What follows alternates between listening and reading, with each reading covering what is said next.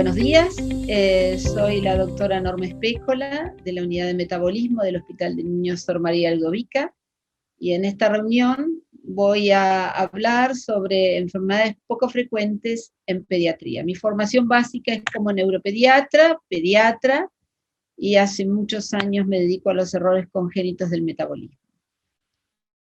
¿A qué llamamos primero enfermedades poco frecuentes? Son aquellas que se afectan a menos de uno en 2.000 individuos, y son más o menos unas 8.000 enfermedades, 80% de las cuales son de origen genético, pero también hay adquiridas, degenerativas, multifactoriales, y todavía hay un grupo en el cual no se conoce la causa. La paradoja que tiene todo este nombre tan complejo es que no es inusual que una persona o que un grupo familiar esté afectado por una enfermedad rara, porque en realidad individualmente son raras, pero colectivamente son muy numerosas. Y esto lo vemos en esta imagen sacada ahora en julio de este año del OMIN, donde vemos que partamos a este número, al tercer grupo. Pero primero, hay 16.000, más de 16.000 genes descritos como afectados posiblemente que den origen a una enfermedad. El fenotipo se conoce en 6.000.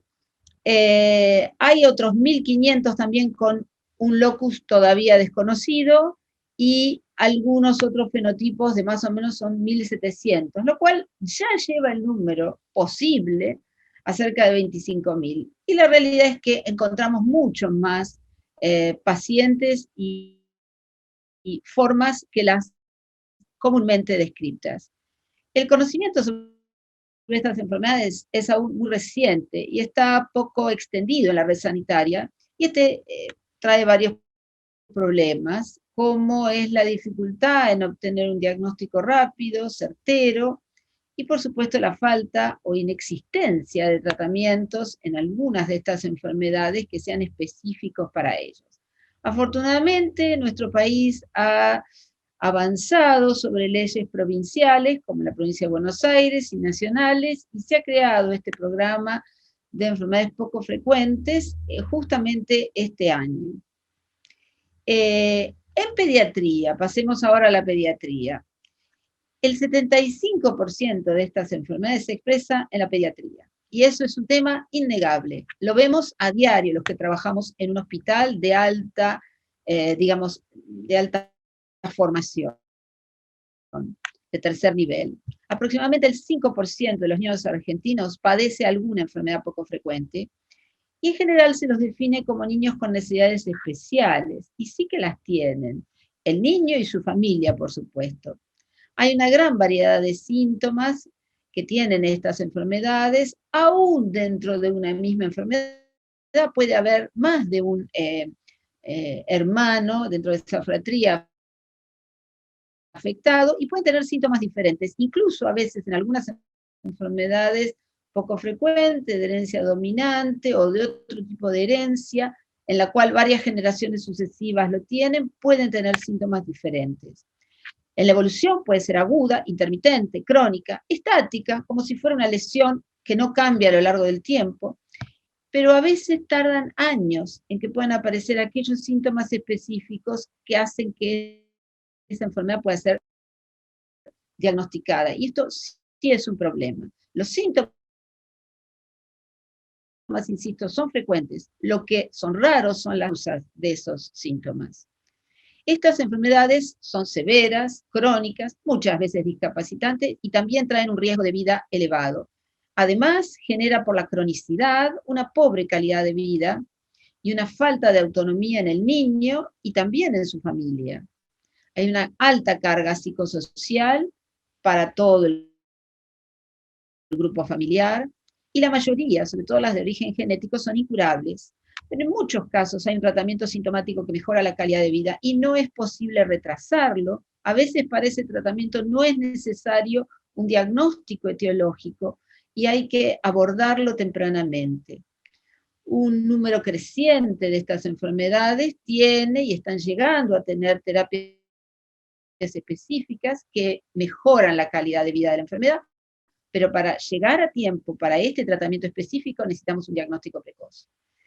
Y a veces las pacientes y las familias tienen dificultades para llegar oportunamente al diagnóstico y a ese tratamiento. Y eso es lo que tiene que ir cambiando. Por otro lado, vivir con una enfermedad poco frecuente trae dificultades.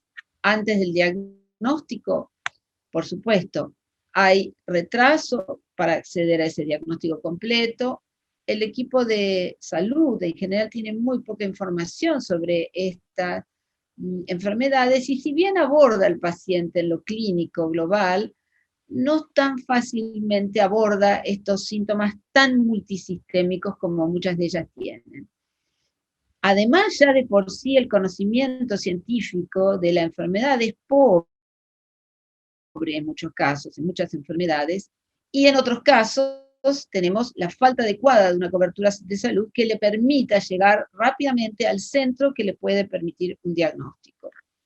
Y una vez que está hecho el diagnóstico, tampoco está todo solucionado, porque la calidad de la información es pobre. ¿Cómo va a ser el seguimiento de este paciente, de este niño, al cual le han dado un diagnóstico de una enfermedad poco frecuente? Muchas veces los mismos médicos no saben qué es lo que va a pasar más adelante. Hay consecuencias sociales del diagnóstico que estigmatizan a este grupo familiar. Hay inquietud en el acceso al tratamiento. ¿Podré llegar? ¿Me lo pagará mi obra social? ¿El Estado lo podrá pagar? ¿Podré acceder y sostener en el tratamiento que me han dicho que es una enfermedad crónica?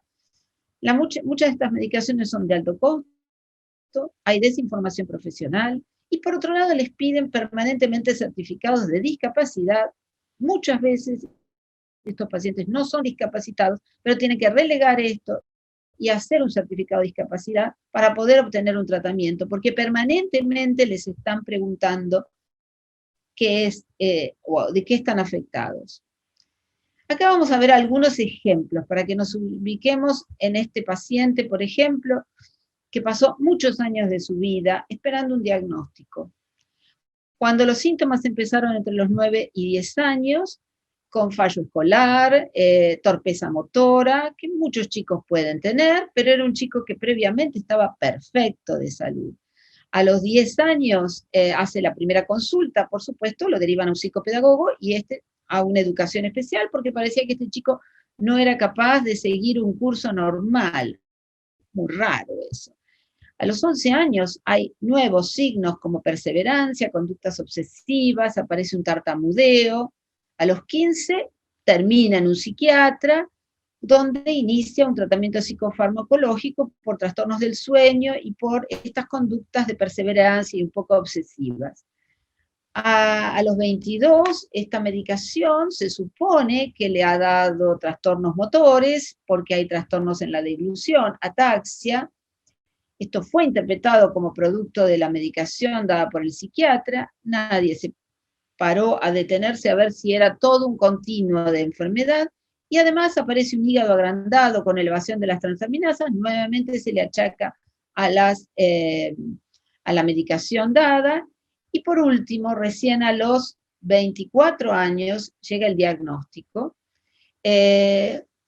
Cuando el paciente se presenta en un hospital pediátrico, que lo manejaba mejor, y porque esto había empezado aparentemente en la pediatría, con un parkinsonismo, un trastorno de la motricidad ocular, una hepatoesplenomegalia, y se le llega al diagnóstico de una lipidosis que afecta el cerebro. Es decir, que este paciente había iniciado el tratamiento, o va a iniciar el tratamiento recién a los 25 años, cuando venía desde los 9 años padeciendo distintos síntomas. En este momento, ya en su adultez, el tratamiento específico que existía solo va a producir una mejoría parcial, ya no la mejoría significativa que hubiera causado si se aplicaba al comienzo de la evolución de la enfermedad. Fíjense el tiempo que este paciente esperó. Hay falta muchas veces de información del equipo de médicos tratante. Acá les muestro otro caso. Un varón de 10 años, quien fue derivado por 2 episodios que fueron interpretados por convulsiones. Acá fue derivado directamente a nuestro hospital y los estudios solicitados Fueron un laboratorio normal, un electroencefalograma que no mostró nada y una tomografía que mostraba algunas alteraciones de la sustancia blanca, pero que no eran llamativas, y el paciente estaba en buen estado. Cuando el paciente llega, era un paciente lúcido, con trastornos de la articulación de la palabra, había algunas alteraciones del examen neurológico, pero sobre todo, y era muy llamativo, una alteración de la escritura. Y otro tema muy importante era, ¿por qué estaba tan bronceado? Este chico viene en el mes de agosto. Encías, que aquí se ven, y cicatrices muy oscuras. Entre los antecedentes personales, y eso es lo que más inquieta, la mamá se había quejado de este oscurecimiento de la piel desde los 3 años de vida. Si ustedes ven en esta imagen de acá, este era el chico a los 2 años, y a los 3 años estaba la piel oscura, aún en invierno. En la escolaridad refería de que desde primer grado había torpeza motora, dificultad en la atención, progresiva alteración de la escritura, había tenido apoyo psicopedagógico y esto no había traído ningún buen resultado. A ver, acá esta mamá había consultado al menos entre pediatras, dermatólogos, psicólogos y psicopedagogos unas 5 a 6 veces desde los 3 años, sin ninguna respuesta. Antecedentes familiares, había una abuela que tenía trastornos en la marcha. Cuando nos derivan, le pedimos automáticamente una resonancia que muestra esta terrible alteración de la sustancia blanca parieto-occipital. Se le pide por la piel bronceada, un signo muy clásico que los pediatras deben conocer, estudios endocrinológicos que confirman un Addison, exámenes metabólicos que confirman finalmente una leucodistrofia ligada al cromosoma X. Pero lamentablemente por el estado evolutivo que esta resonancia y este cerebro ya tenían de lesión de varios años de evolución, es tarde para el tratamiento efectivo, que es un trasplante de médula ósea. Lo que sí nos sirvió ese diagnóstico en este paciente es para identificar a toda esta familia, que es lo que suele ocurrir cuando las enfermedades son ligadas al X, o en algunos casos dominantes. Aquí vemos a este pequeño grupo familiar donde estaba el niño, su mamá que fue portadora y esta abuela sintomática. Pero fíjense que estas dos hermanas estaban afectadas a nivel de los abuelos, a nivel de las madres. Estas dos mujeres habían tenido 4 hijas mujeres, fíjense, 6 portadoras, y fíjense la cantidad de chicos varones, porque es una enfermedad ligada al X, que estuvieron afectados en este grupo familiar amplio.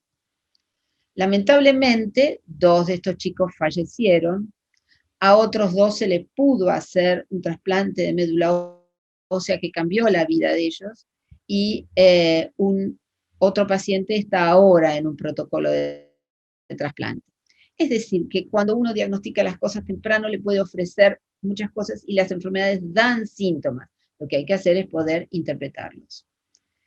Entonces, hay muchos signos y síntomas de enfermedades poco frecuentes que son comunes. En realidad las enfermedades no se presentan con signos diferentes a las otras enfermedades.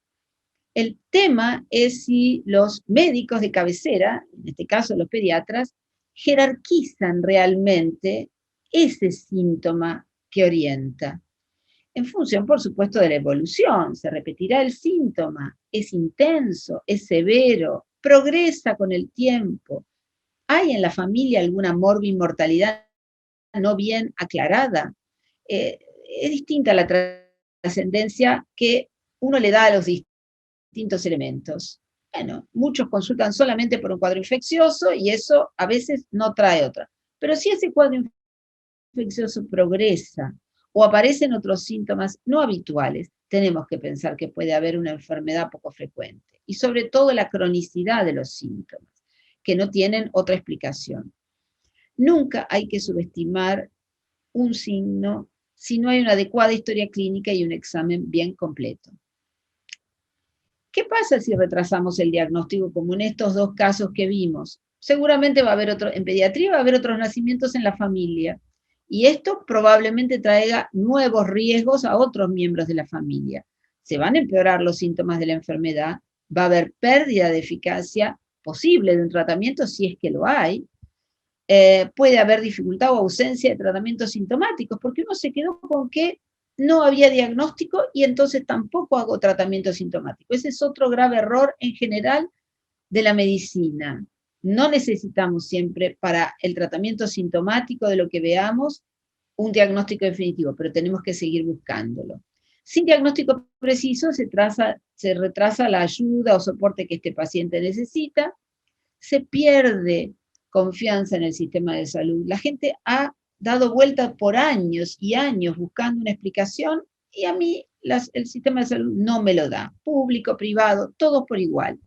Y esto además tiene un altísimo costo para el sistema de salud, cualquiera sea, porque hay cantidades de estudios con que aparecen estos pacientes.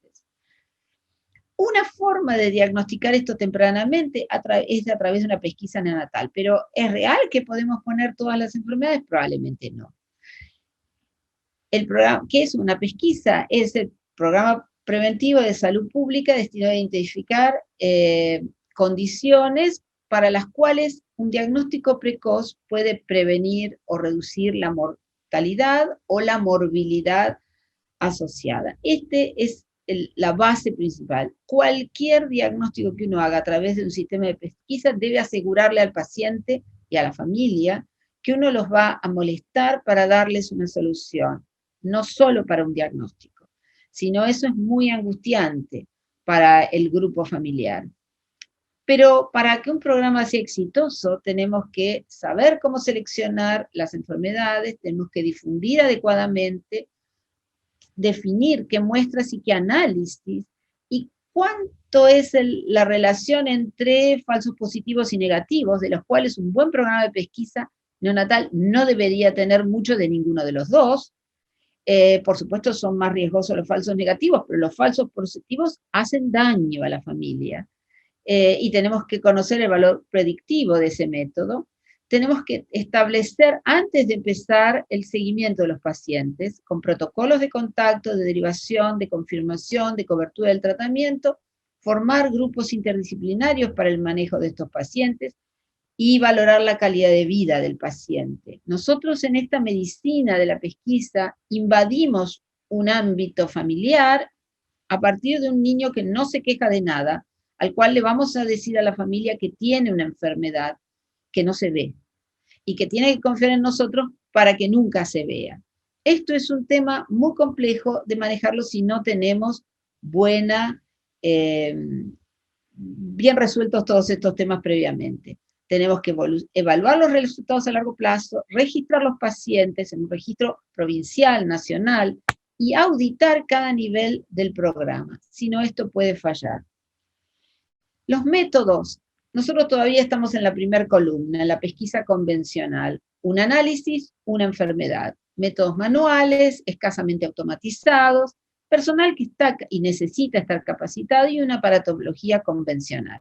En realidad, la mayor parte del mundo y varios países latinoamericanos ya están pasando al panel ampliado, con plataformas multiplex, un análisis, múltiples enfermedades, posibilidades muchas, pero si nos atenemos a la primera consigna, enfermedades que tienen que ser tratables, posibles y con un adecuado costo-beneficio, la realidad es que hay más de 40 conocidas que podrían integrar este panel.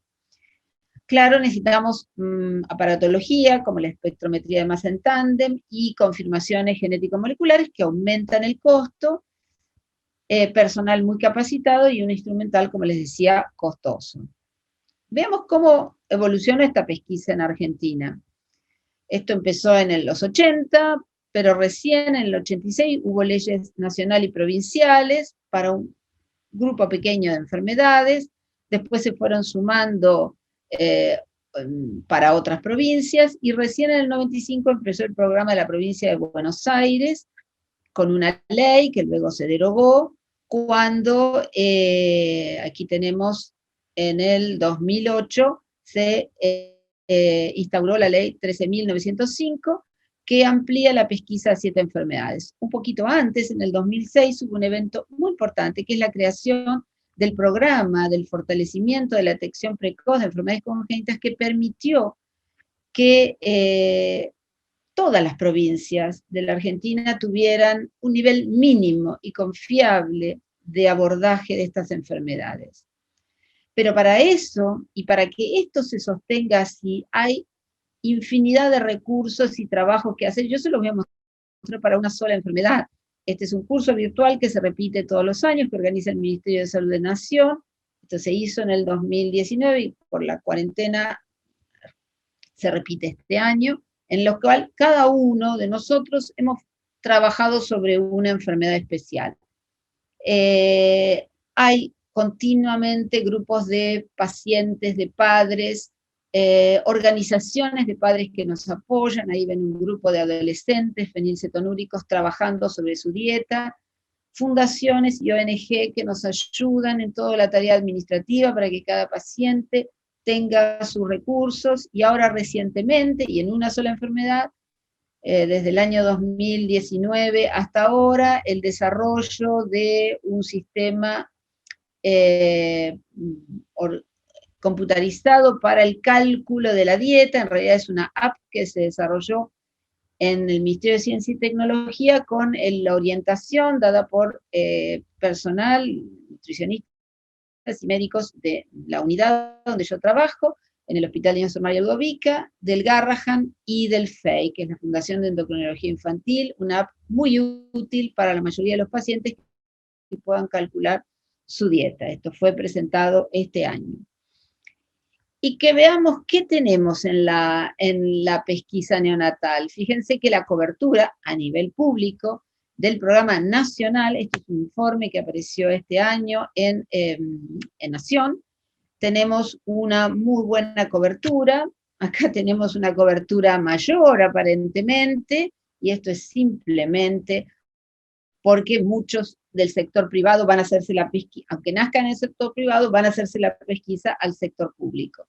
Y como ven acá, fuera del hipotiroidismo congénito, las incidencias son todas orientadores a una enfermedad poco frecuente, excepto el hipotiroidismo, que es levemente más alta. Estas son las que involucra la pesquisa nacional. En la provincia de Buenos Aires hay una enfermedad más, que es el jarabe de arce, pero también de incidencia muy baja. ¿Qué pasa si este sistema no está bien articulado? Fíjense este ejemplo de una chiquita que al segundo día le hacen en laboratorio privado un análisis de pesquisa.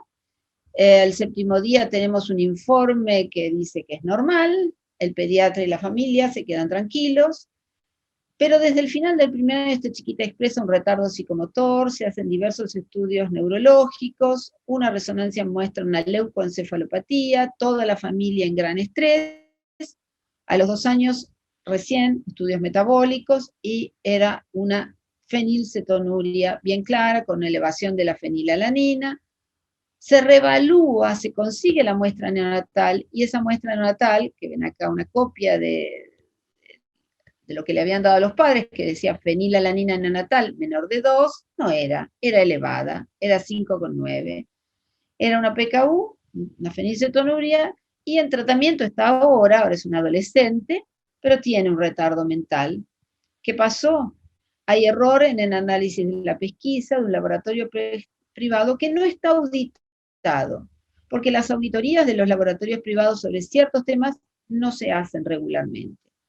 Entonces, esto es de alguna forma un solo paciente que aparezca así, es una falla del sistema, aunque no sea del área específicamente pública.